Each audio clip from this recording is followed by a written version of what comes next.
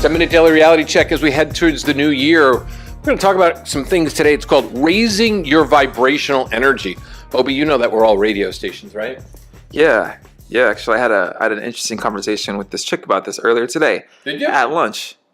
Yeah. Where, at Air One? No, at Tender Greens. Yeah, same thing. Tender Greens, Air One, right? What happened? What was the conversation about? We were talking about how, we like, even just being in the presence of someone else, they're giving off energy. Just their existence is giving off energy, and you can feel it, even if you're not even communicating with them. And so we're kind of talking about how interesting that is, like how we were just sitting across the table from each other, and we were like stuff was happening, even though the words aren't being spoken. It's interesting. Some of us, I've always looked at myself as like, one of the prime, network channels, right? Channel 2, Channel 4, Channel 7, ABC, CBS, right? Sometimes in life we attract people who are low frequency. Remember UHF channels when we were kids? Yeah. Do you remember that? You'd put it on, there'd be like all this fucking static. Yeah.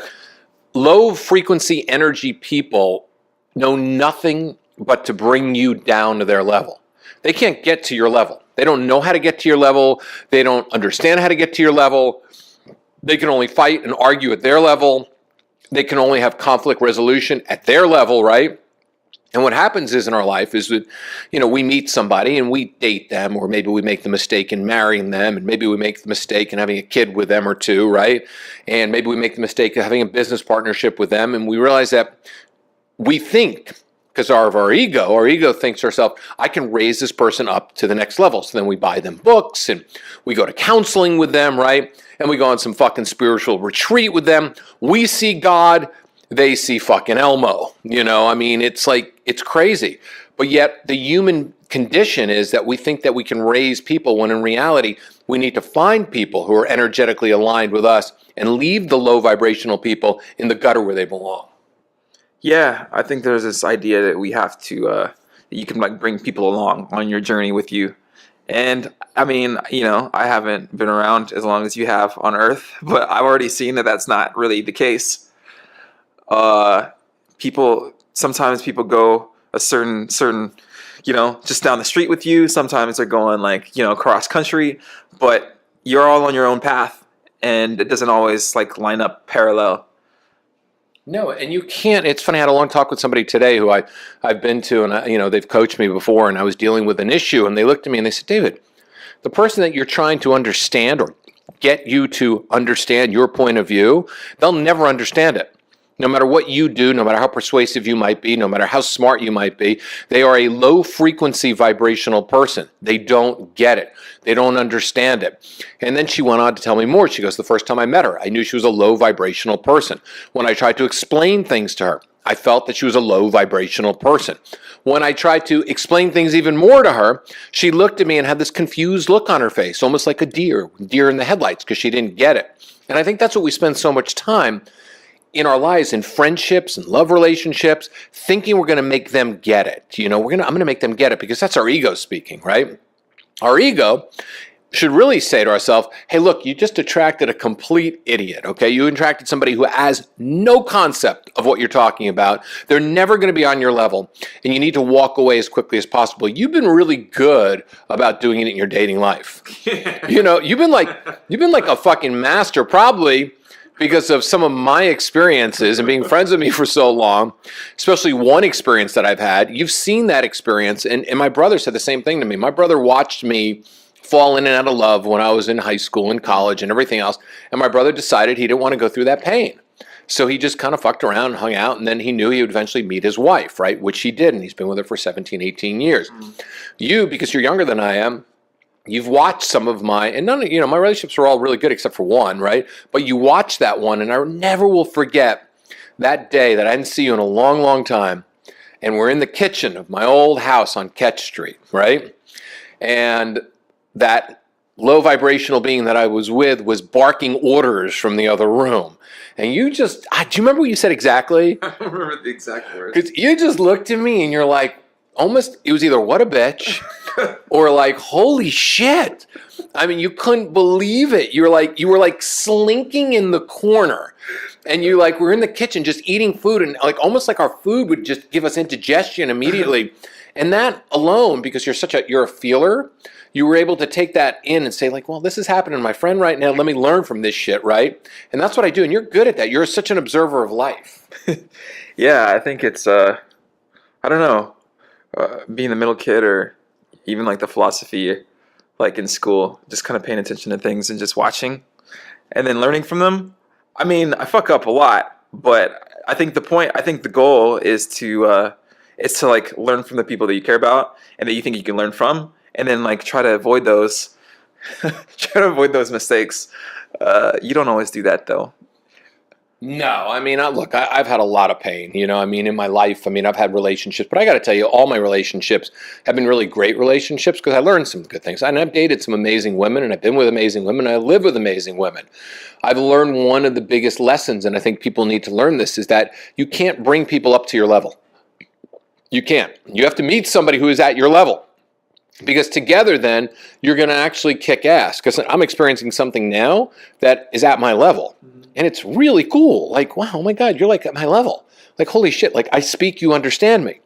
I text you, you understand me. You're supportive, in ways that I need to be supportive. You call me out on my shit, but in a loving way, not in a ball-busting way. If a woman or a man is ball-busting or trying to bring you down in life, they're a low-vibrational person. Because they fear you. Like, you have anybody, they read or they critique your work, and you aced it. You wrote something so fucking great, right? And they kind of like look at it and they're like, you could have done something else with it. And they kind of critique it, but not in a critique way. Like, you wanted criticism, you want to be a critique. But they bring it to make you leave that meeting feeling like, whoa, like almost like, what the fuck just happened? Yeah, actually, it reminded me of a time I walked into this person's house, someone I was working with, and there's this other guy there, and he had read some of my copy, and which I know was good, and I'm pretty confident in what I write. So what he said, he was like, "Oh, I read some of your work. I didn't like it," and he told me why, when it's really like in this very like idealistic way that made no sense. It was just like his like opinion about stuff, and it was actually really jarring, but it was actually really funny. I think that you can. I think depending on how you feel about yourself and what you're up to, like you can kind of brush off these like ridiculous opinions. Like, who you are, I mean, at least I think you should. And so like ball busters and people who, I mean, they're talking out of their ass, like, because where you're coming from.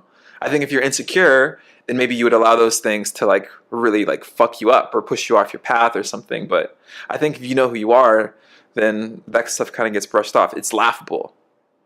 It stings though, because at first it makes you doubt yourself. Because we are sensitive beings. We're people, right? We're human beings. We want to be accepted, right? And there are times where it will take you off your path for a second.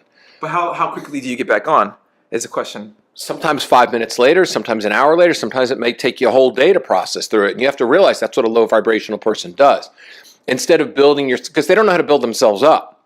They only know how to fight a fight. It's almost like, it's almost like they're fighting these fights their whole entire life. They're constantly in survival mode. So they don't know how to be high vibrational. They have no idea how to think for themselves. They have no idea how to make money for themselves. They have no idea how to be successful in life. So they like to bring you down. I remember one time I was at a party one time, and I was actually with somebody. And somebody walked up to me and go, "Oh my God, I heard you're like the best dating and relationship expert ever." Coming over and just like beaming because they were in my presence. And the person I was with, we were in an argument, and she looks and she goes, "Well, he might be a dating or meeting expert, but not a relationship one." It's like, really? What the fuck? Oh yeah. Wow, and because people like that, they like to take swipes. Yeah. They like to, not dating swipes. They like to take punches at you. They want to throw that punch because that's what they think about themselves. Every time that person who critiqued your copy, it's what they think about themselves. To me, I like to bring people up. Tonight I was at Air One, and I saw this actor, total, you just can't, very Jewish guy, right? You can't mistake his voice and everything else, and he's great on Ray Donovan. And I saw him, he was standing next to me, and I just looked at him, and I never say this, but I was just like, you know what? I looked at him, I said, "Man," I said, "I love the characters you portray." Yeah. I said, "Fucking great job." Yeah. And he goes, "Thank you." And I said, you're welcome. I said, what a great way to make a living, man. He goes, yeah, it really is. And then I did my spiel, right? And I started like talking to the guy behind the thing who, scoops me food, right? And I said, how was your Christmas? So we started talking, and the actor was just staring at me the whole time, right? Because he was like, all right, who's this guy? Everybody's talking to me. Talk to me. He gave me a compliment, right? And then when I left, he looks at me and goes, nice meeting you. I go, yeah, nice meeting you too. And that's high vibration. Yeah, you didn't seem needy.